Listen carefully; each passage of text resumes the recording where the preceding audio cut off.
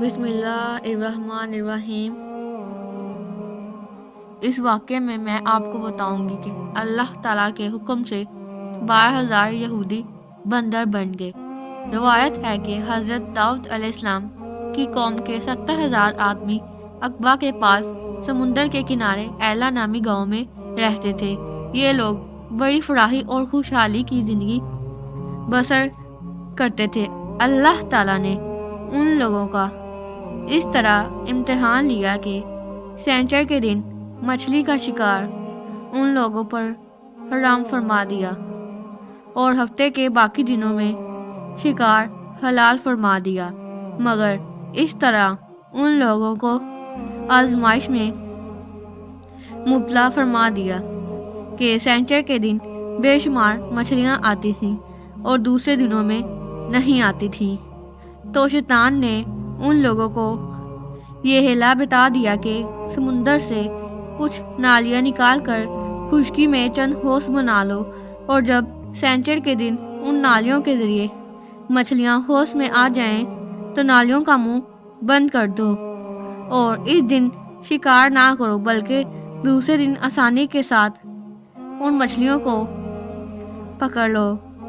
ان لوگوں کو یہ شیطانی ہیلا بالی بازی پسند آ گئی اور ان لوگوں نے یہ نہیں سوچا کہ جب مچھلیاں نالیوں اور حوض میں موجود ہو گئی تو یہی ان کا شکار ہو گیا، تو سینچر ہی کے دن شکار کرنا پایا گیا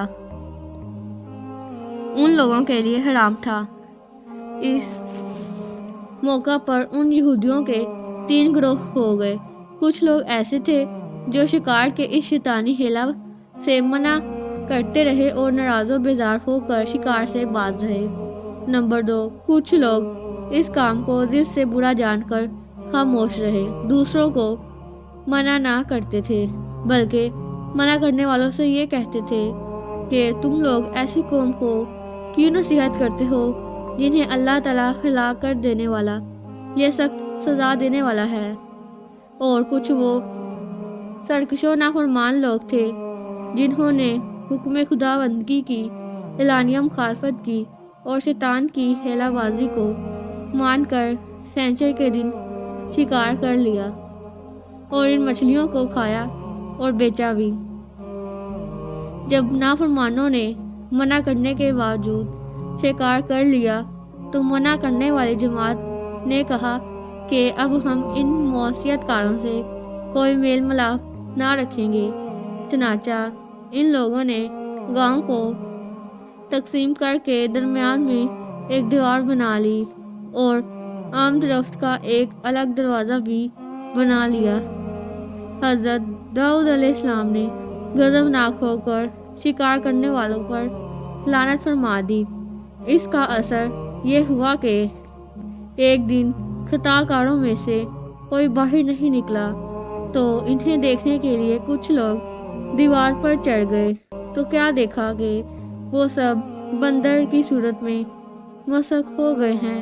اب لوگ ان مجرموں کا دروازہ کھول کر اندر داخل ہوئے تو وہ بندر اپنے رشتہ داروں کو پہچانتے تھے اور ان کے پاس آ کر ان کے کپڑوں کو سونگھتے تھے اور زاروں قطار روتے تھے، مگر لوگ ان بندر بن جانے والوں کو نہیں پہچانتے تھے۔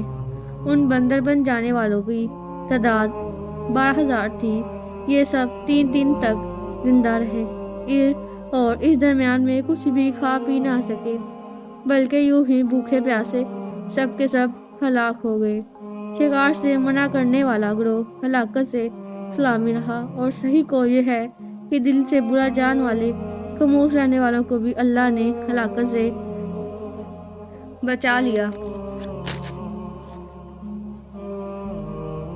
اس واقعہ کا سورۃ البقرہ کی اس آیت میں بیان ہے، اور بے شک ضرور تمہیں معلوم ہے تم میں کہ وہ جنہوں نے ہفتہ میں سرکشی کی تو ہم نے ان سے فرمایا کہ ہو جاؤ بندر دھتکارے ہوئے۔